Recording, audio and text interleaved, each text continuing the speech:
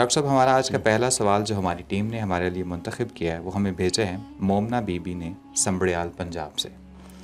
وہ لکھتی ہیں السلام علیکم ڈاکٹر صاحب. وعلیکم السلام. میں بچپن ہی سے نظر کی کمزوری میں مبتلا ہوں.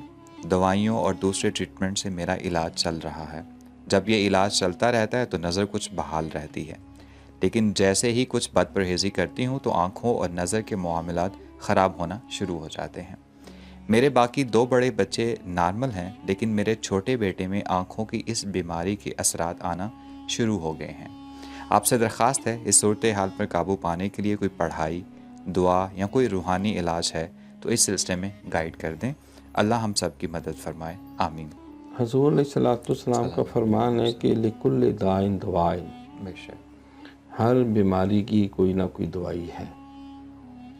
یہ بھی ہے کہ ان اللہ یحب التوابین و یحب المتطہرین. بے شک تو طہارت اور پاکیزگی اسلام کا تر امتیاز ہے. بے شک ان اللہ جمیل و یحب الجمال.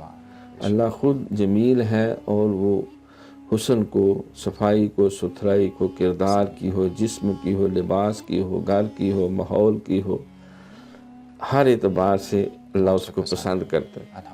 تو اس کے لیے مفسرین نے قرآن و سنت کی روشنی میں ایک علاج بھی بیان کیا ہے کہ اگر ہر نماز کے بعد جو ہے وہ کم از کم 3 دفعہ یہ سورہ قاف کی آیت نمبر 22 ہے، فَكَشَفْنَا عَنْكَ غِطَاءَكَ فَبَصَرُكَ الْيَوْمَ حَدِيدٌ، کہ ہم نے سارے حجاب پردے دور کر دیا، آج آپ کی نظر بہت تیز ہے اللہ. اور بہت بہترین ہے.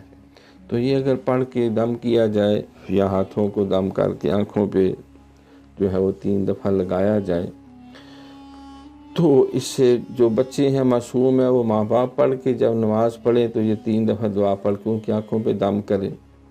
پھر اس کے علاوہ جو ہے وہ علاج معالجہ یہ سنت رسول ہے. انسان کو prevention is better than cure, پرہیز علاج سے بہتر ہے. تو علاج بھی کروایا جائے، جو ماہر طبہ ہیں، جو آئی اسپیشلسٹ ہیں، ان سے مشورہ لے کے اور اس کی وجہ ڈھونڈی جائے. بعض کا معدے کی وجہ کی خرابی سے، بعض کو قبض کی وجہ سے یہ پرابلم ہوتا ہے. اور اس میں بعض حکامات جو وہ کہتے ہیں وہ پانڈا اور برتن بنایا جائے جس میں سونف ہے، خسخاس ہے، پھر بادام اور گری وغیرہ ڈال کے اس میں پھر کوئی چینی، گڑ، شکر یا وہ مصری وغیرہ ڈال کے وہ تیار کرتے ہیں. بعض اس میں کچھ دیسی گھی بھی شامل کر لیتے ہیں. تو اس سے بھی بعض نے کہا کہ ہرڑ کا مربع طبا نے کہ اگر خالی پیٹ 1 یا 2 یا 3 جتنی انسان ہضم کر سکے ہریڑے جو ہیں، اور آملے کا مربع بھی بعض نے کہا، دودھ کا استعمال بھی. تو جو سرکار کی سنت سے چیزیں ہمیں ملتی ہیں یا ماہر طبہ کی رہنمائی ہے، میرا خیال اگر اس کو اختیار کریں، جیسا کہ ہماری بہن نے بتایا کہ جب میں احتیاط کرتی ہوں تو ٹھیک رہتی ہے. اس کا مطلب ہے کہ ایسا مرض نہیں کہ جو ان کے اوپر مسلط ہو گیا ہے. احتیاط کرنے سے وہ اپنا اس مقصد کو بھی پورا کر سکتے ہیں.